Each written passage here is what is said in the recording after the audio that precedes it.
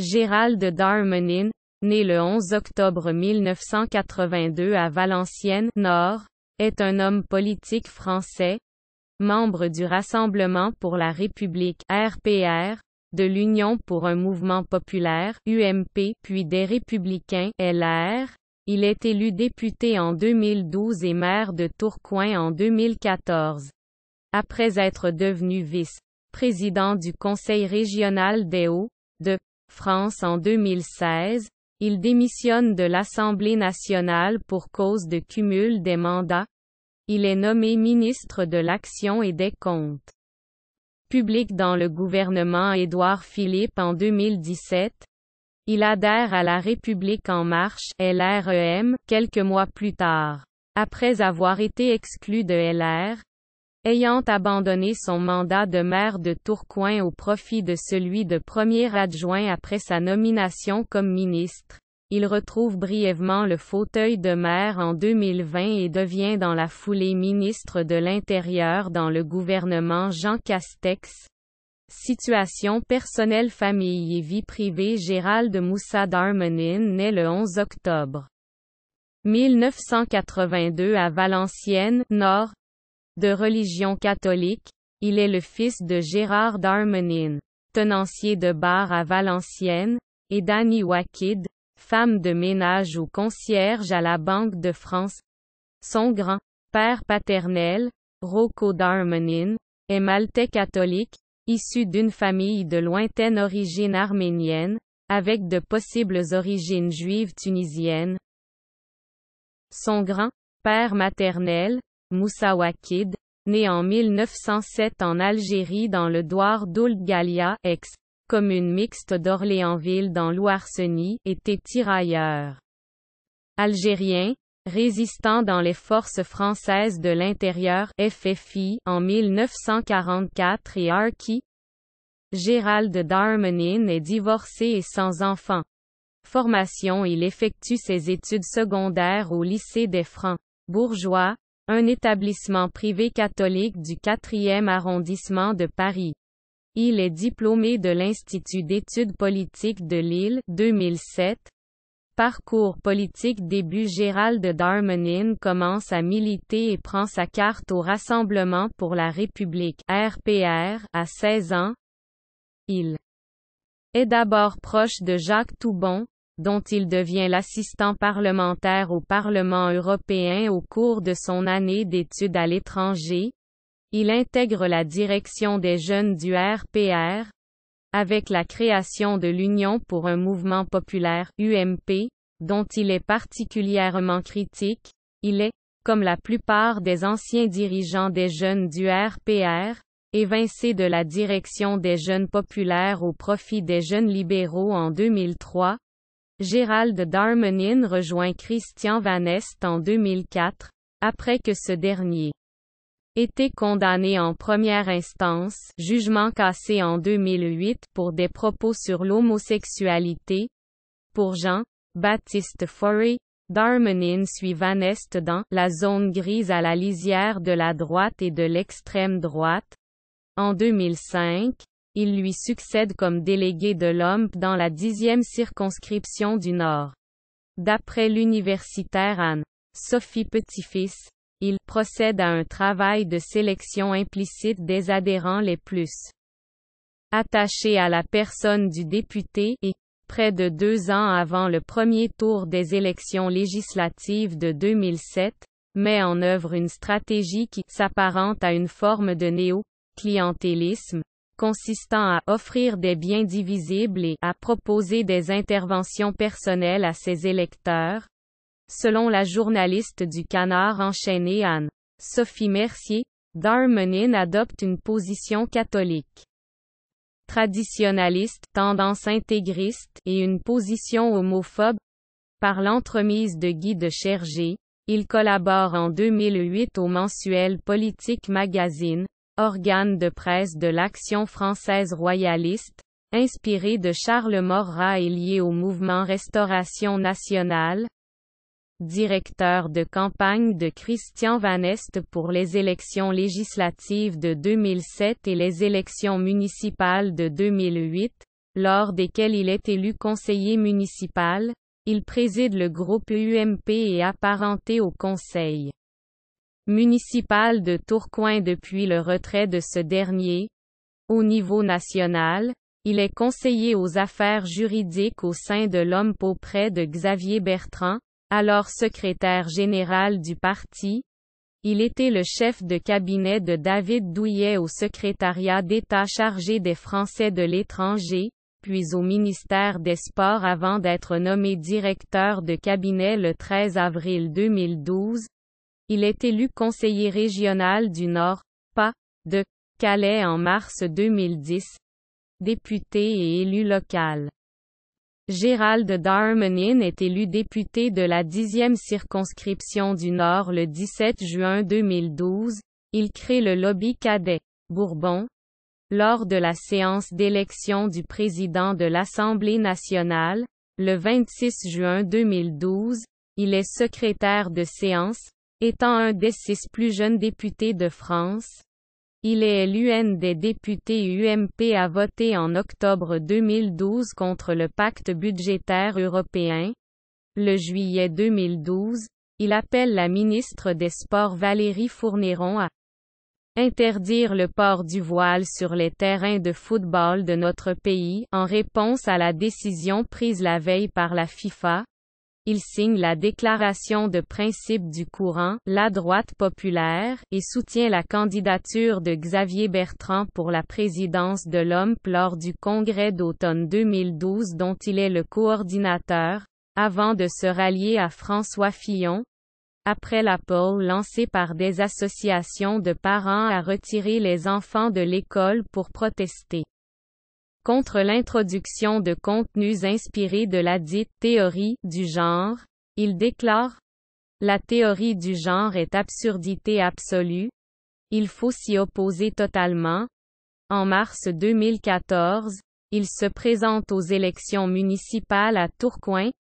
Gérald Darmanin est élu avec 45,6% des voix au second tour de l'élection, devant la liste conduite par le maire sortant Michel-François Delannoy, faisant ainsi passer la mairie de Tourcoing à droite. Ayant rétabli l'accès automobile au centre-ville, il déclare alors: La voiture en soi n'est pas polluante. En mai 2014, touché par le plafonnement des indemnités à cause de ses mandats de député du Nord, de vice-président de la MEL, 72,5% de l'indice brut 1022, de président des syndicats mixtes SMALIM et SMIRT notamment, Gérald Darmanin annonce vouloir renoncer au cumul des indemnités et à ses 3100 € d'indemnités comme maire de Tourcoing. Les adjoints au maire acceptent également une réduction de 5% de leurs indemnités. En septembre 2014, il devient porte-parole de la campagne de Nicolas Sarkozy, candidat à la présidence de l'OMP. Après la victoire de celui-ci, il est nommé, le décembre, secrétaire général adjoint aux élections. Il est directeur de campagne de Xavier Bertrand pour les élections régionales de 2015 en Nord, pas, de Calais, Picardie. Après sa victoire, en situation de cumul de mandats, il démissionne de son poste de député. Il est élu vice-président du Conseil régional des Hauts-de-France, chargé des transports, des infrastructures de transport, des relations internationales, des transfrontaliers, du tourisme et de la communication. Critiquant l'entourage et la méthode de Nicolas Sarkozy, il annonce peu après qu'il quitte la direction nationale des Républicains et donc son poste de secrétaire général adjoint. Cependant, quelques mois plus tard, il lui apporte son soutien pour la primaire française de la droite et du centre de 2016. Le 29 août, il est nommé coordinateur de campagne. Le 29 novembre, après la victoire de François Fillon, il est nommé secrétaire général adjoint des Républicains, en tandem avec Annie Genevard. Le mars 2017, Dans le cadre de l'affaire Fillon, il renonce à soutenir le candidat LR François Fillon à l'élection présidentielle avant de démissionner de ses fonctions de secrétaire général adjoint du parti Les Républicains 2 jours plus tard. Ministre de l'Action et des Comptes publics le 17 mai 2017, il est nommé ministre de l'Action et des Comptes publics au sein du gouvernement d'Édouard Philippe. Quelques mois auparavant, il critiquait pourtant Emmanuel Macron, le qualifiant de « poison définitif » de la Ve République et de « pur produit du système ». Bernard Accoyer annonce alors qu'il ne fait plus partie des Républicains. Cependant, François Baroin annonce dès le lendemain qu'il n'est pas formellement exclu du parti. Il est exclu des Républicains le 31 octobre 2017, avec le ministre Sébastien Lecornu et les députés Franck Riester et Thierry Solère. Le 25 novembre 2017, il adhère à La République en marche.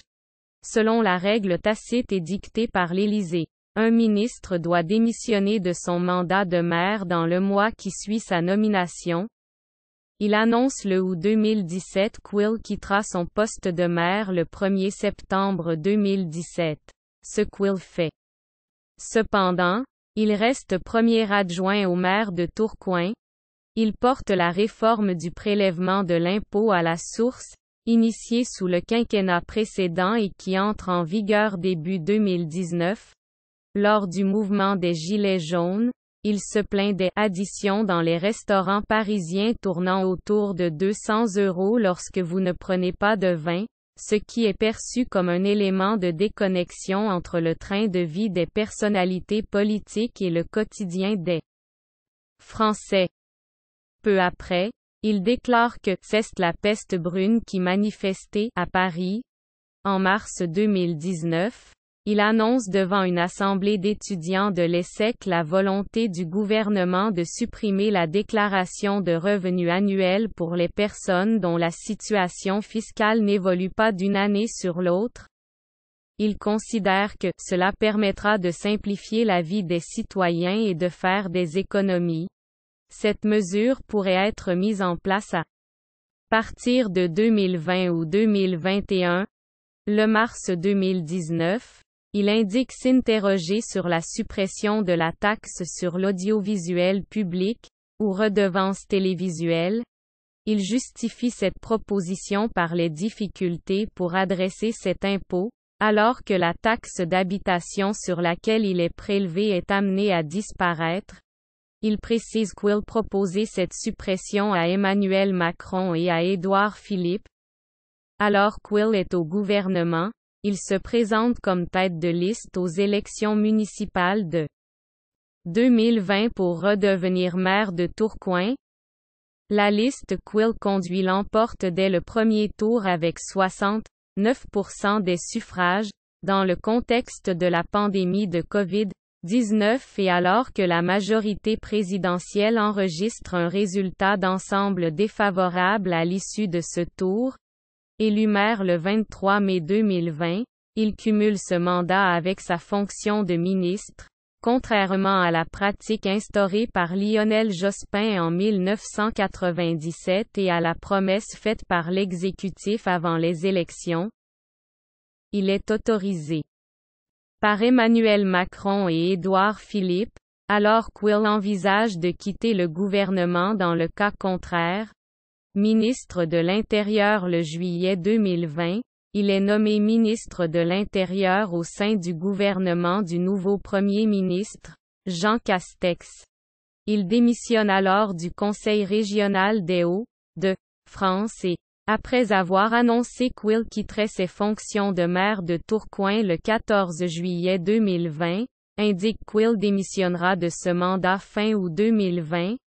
Le juillet lieu la passation des pouvoirs avec son prédécesseur, Christophe Castaner, tandis que des manifestations sont organisées place Beauvau et devant l'église de la Madeleine par des activistes et des associations féministes ainsi que des acteurs de la protection des droits humains, pour dénoncer sa nomination au ministère de l'Intérieur. Gérald Darmanin étant visé par une enquête concernant une accusation de viol, voire infra.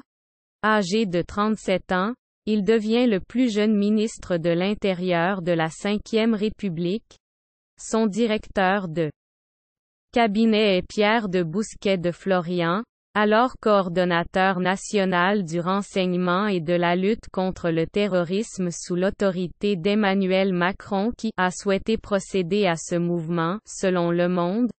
Dans une interview au Figaro peu après sa prise de fonction, Gérald Darmanin appelle à « stopper l'ensauvagement d'une certaine partie de la société », reprenant ainsi un terme popularisé par l'extrême droite, notamment par l'auteur Laurent Oberton, et que la droite traditionnelle tend à s'approprier.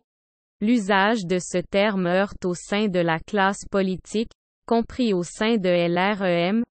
Auditionné 3 jours plus tard par la Commission des lois de l'Assemblée nationale, il maintient et revendique l'usage du terme en renvoyant dos à dos ceux qui, d'un côté, dénoncent ce mot, et ceux qui, de l'autre, le promeuvent, en faisant un lien entre insécurité et immigration. Controverse et affaires judiciaires cumul des mandats et des indemnités dès novembre 2017. L'Obs révèle que Gérald Darmanin continue de cumuler ses mandats de conseiller régional et de vice-président de la métropole européenne de Lille avec sa fonction ministérielle. Auparavant, il avait déclaré être pour le cumul des mandats, mais contre le cumul des indemnités. Sur sa déclaration à la Haute Autorité pour la transparence de la vie publique, déposée après sa nomination au gouvernement, il déclare cumuler ses indemnités de maire, de vice-président puis de conseiller régional des Hauts-de-France, de vice-président de la MEL et, depuis mai 2017, de ministre, mais également de 28 sièges au sein d'organismes publics ou privés ou de sociétés en tant que représentant d'une collectivité locale. Selon René Dauzière, la loi ne permet toutefois pas au ministre de percevoir plus d'une demi-fois le montant de l'indemnité parlementaire, soit 2 799,89 € bruts par mois, en plus de la rémunération de ministre de 9 940 €. Gérald Darmanin dépasserait donc le plafond légal autorisé, mais indiqué ne pas être au courant de cette règle. En septembre 2018, le site d'information Médiacité révèle que plus d'1 an après sa nomination comme ministre, Gérald Darmanin est toujours premier adjoint au maire de Tourcoing, vice-président de la MEL et conseiller régional, mais qu'il a abandonné la plupart de ses autres fonctions. Le site relève également ses absences et indique notamment que la région Hauts-de-France lui verse 100% de son indemnité alors qu'il n'est présent qu'à 20% des séances du conseil régional. Le 23 novembre 2018, il démissionne de son poste de vice-président de la métropole européenne de Lille. À partir du 23 mai 2020, alors qu'il est toujours ministre de l'Action et des Comptes publics, il se trouve de nouveau en situation de cumul après avoir été élu maire de Tourcoing. Il déclare alors que le président de la République et le premier ministre l'ont autorisé, pendant un temps et vu les circonstances exceptionnelles liées à la pandémie de Covid-19, à exercer ces 2 fonctions, mais sans cumuler les rémunérations. Il indique qu'il ne touchera pas celles liées à la fonction de maire. Accusation d'abus de faiblesse. En 2015, Gérald Darmanin était accusé d'abus de faiblesse par une habitante de Tourcoing, qui l'a accusé de l'avoir obligé à des relations sexuelles en échange de l'obtention d'un logement et d'un emploi en 2015. Des extraits du procès-verbal sont cités par Mediapart. L'enquête était classée sans suite en mai 2018 après le constat selon lequel n'ont été établis ni l'absence de consentement de la plaignante, ni l'existence de violence ou contrainte à son endroit. Le mars 2018. Gérald Darmanin porte plainte envers la plaignante pour dénonciation calomnieuse, plainte qu'il retire le 29 octobre suivant. Le 21 juillet 2020, l'association Pourvoir féministe effectue diverses saisines pour relancer cette affaire au motif du trafic d'influence, estimant que si la plaignante retirait sa plainte, elle continue de bénéficier de biens publics, logement social et emploi public. Accusation de viol et de harcèlement en 2017. En 2009, Sophie Patterson, Spatz, une sympathisante de l'homme et ancienne escort girl, contacte le parti pour tenter de faire annuler une condamnation de 2004 pour chantage et appel malveillant envers un ex-compagnon. Gérald Darmanin, qui est alors conseiller municipal et communautaire, la reçoit en tant que chargé de mission au service des affaires juridiques du parti, et conditionne son aide dans ce dossier à l'octroi de faveurs sexuelles. S'ensuit un rapport sexuel dans une chambre d'hôtel après une visite dans un club libertin à Paris, puis Gérald Darmanin écrit en sa qualité de conseiller municipal à la garde des Sceaux, Michel Alliot, Marie, pour lui demander de bien vouloir faire recevoir Madame Patterson ou, pour le moins faire étudier sérieusement son dossier. Sophie Patterson, Spatz présentera à partir de 2017 le rapport sexuel comme non consenti, obtenu par la surprise et constitutif d'un viol. Gérald Darmanin ne nie pas l'existence du rapport sexuel. L'envoi d'une lettre à la garde des Sceaux en faveur de la plaignante nie l'existence d'échanges SMS allant dans ce sens, mais conteste le défaut de consentement, en particulier le fait que le consentement aurait été surpris, et en conséquence la qualification de viol. Après avoir appris la nomination de Gérald Darmanin au gouvernement en 2017, Sophie Patterson, Spatz souhaite sa démission. Son époux, Pierre Spatz, écrit au garde des Sceaux, François Bayrou, pour dénoncer le nouveau ministre pour ces faits. Par la suite, le couple prend contact avec la militante féministe Caroline Dehaas, qui interprète les faits de 2009 comme constituant un viol et leur recommande une avocate spécialiste de ces questions. Une première plainte est déposée et classée sans suite en juillet 2017. Par la suite, une nouvelle plainte est déposée pour viol, harcèlement sexuel et abus de confiance en janvier 2018. À la suite d'une deuxième enquête, la plainte est de nouveau classée sans suite en février 2018. Une troisième plainte pour les mêmes faits, cette fois avec constitution de partie civile, force le parquet à déclencher l'action publique et entraîne la désignation d'un juge d'instruction, tandis que le ministre porte plainte contre Sophie Patterson pour dénonciation calomnieuse.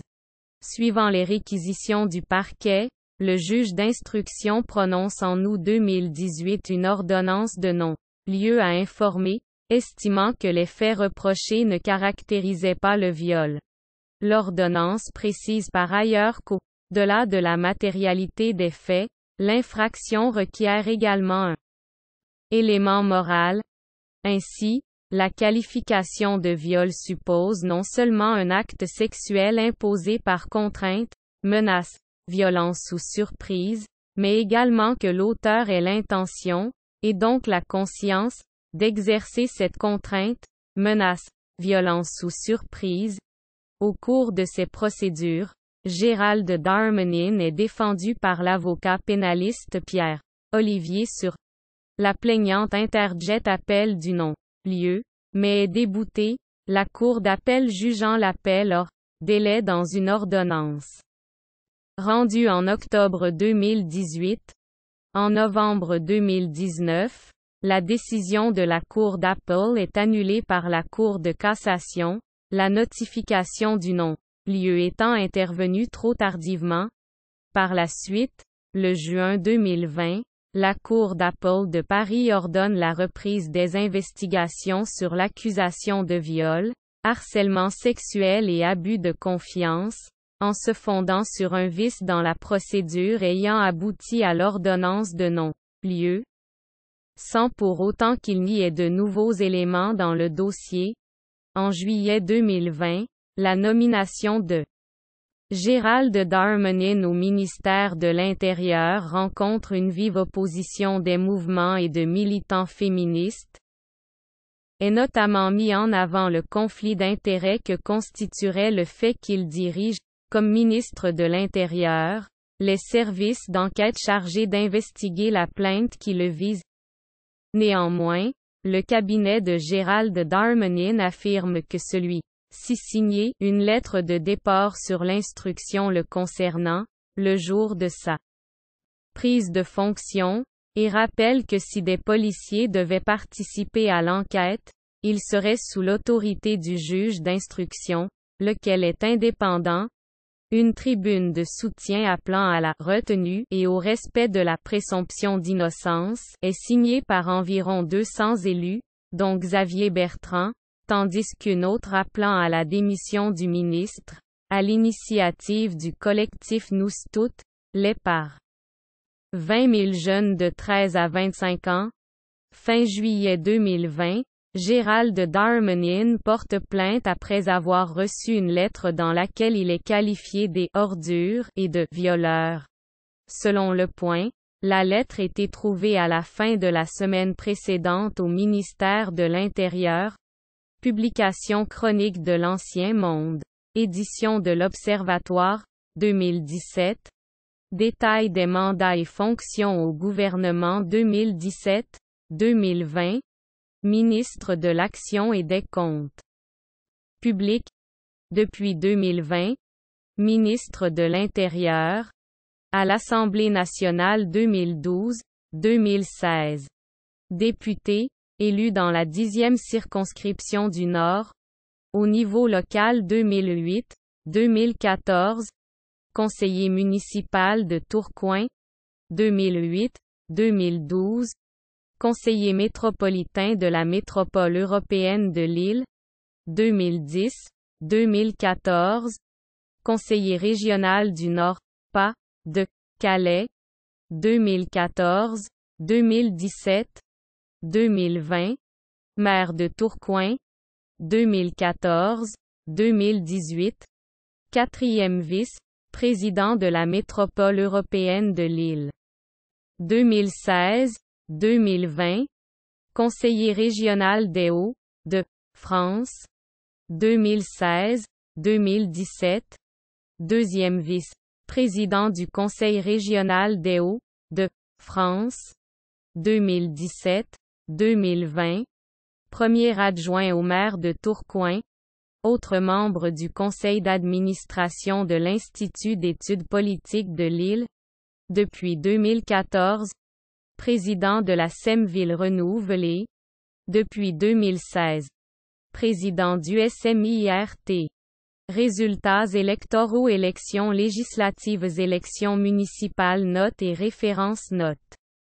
Références. Voir aussi article connexe. Liste des députés du Nord. Liste des membres du Conseil régional du Nord. Pas, de Calais, 2010-2015. Liste des membres du Conseil régional des Hauts-de-France de 2015 à 2021. Liens externes. Ressources relatives à la vie publique. Assemblée nationale. Haute autorité pour la transparence de la vie publique. Bessay Comores. Vie publique. Portail de la politique française. Portail de la métropole européenne de Lille.